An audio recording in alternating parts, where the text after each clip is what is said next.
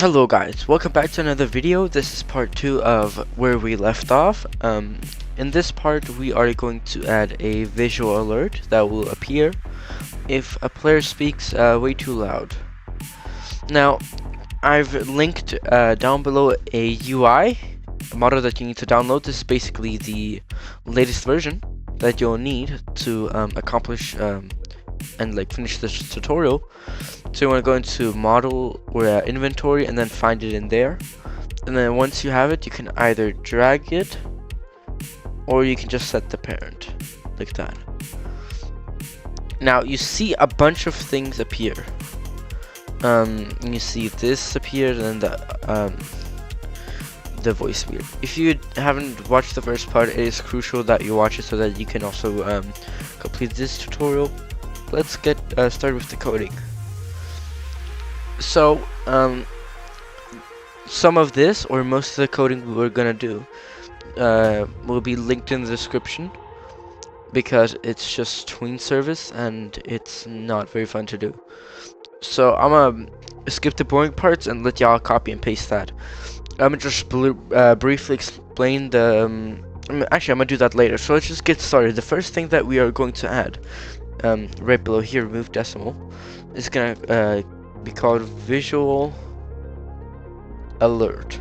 And we're going to add a function called visual alert, and then we are also going to add a variable up here called alert loud, what am I typing, local loud alert active, and you're going to set this to false. If you set this to true, it will never work.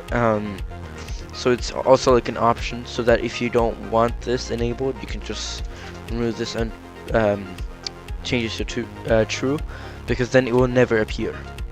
But for the sake of the tutorial, and if you actually want the visual, I recommend you leaving it on false. Now here we are going to be posting, or we're going to be writing, if not loud alert active, then. So if the loud alert active variable is set to false, then we will do the tweening here. You want to copy the line of code below. Right here, right? Oh boy, and you see there's a lot of errors now. That is simply because the script that I made earlier doesn't have the same variables up here, but that doesn't really matter. You can change the sound just by going to audio, up here, audio, and then finding a sound. Let's just say beep. Yeah, you can change it to that. You just need to right click it and click on copy asset ID, and then just type it or paste it into here. If you want to change the volume, you can also do that. You can also put it to this, so it's very quiet. But I'm gonna leave it on 1. And also, if for any reason you want to change the playback speed, you can simply do that as well. Yeah, there's a lot of things it can do, but I assume you already have some experience with Roblox Studio, so I'm not gonna get too much into that. Also, I forgot to mention, you need to add this line of code so that we can receive the TweenService, which basically smoothly animates everything. You need to put this at the top on right below run service, and yeah, that's it. Alright, now once you've copy and pasted the first line of code, we are going to move down here. Now you can enter this the line of code that we're about to enter wherever you want to. So if you want the player to be completely quiet, and if they speak at all, you can make the visual alert appear instantly. If they speak a little bit higher, you can make it appear. If they speak a little more, you know how this goes on. But I'm gonna just add it right here. I think that's a good idea as well, because then it makes it just way better. The reason for that, I don't know, what did we call it? Visual alert, yes.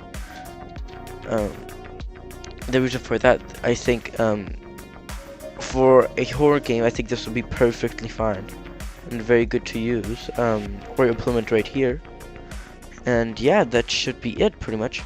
Oh, also before one thing, we're gonna make it so whenever the game loads in, we are going to make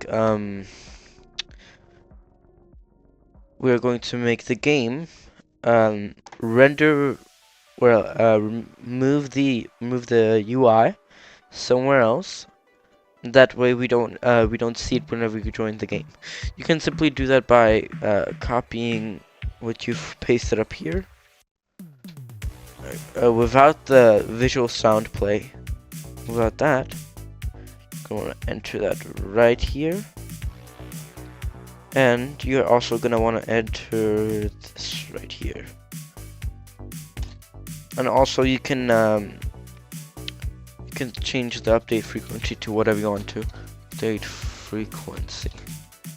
I'll put it to 0.1 so it doesn't wait too long before it load in. Alright. Now this is what your code should look like. It should have approximately 121 lines of code. You may have done some changes to it. But yeah, it should have about 121 lines of code. Alright, now let's go test this out to see what it looks like. Alright, now one of the biggest differences is that whenever you load in immediately, or whenever you load in, you'll immediately see that the bars are not there anymore. The ones that would always show how loud you are. Earlier in the script, or in the last episode, whenever you loaded in, you would see it for like 1 or like more seconds. But now it instantly disappears. This is because we changed the update frequency earlier in the script. Now let's go check out what this looks like. Hello? Alright, you can see I'm not, it doesn't show anything until I go above that bar. Avoid making too much noise. And, oh, I gotta turn on the desktop audio as well. Let me mute myself and be very loud so that you can hear and see what it sounds like without me disrupting.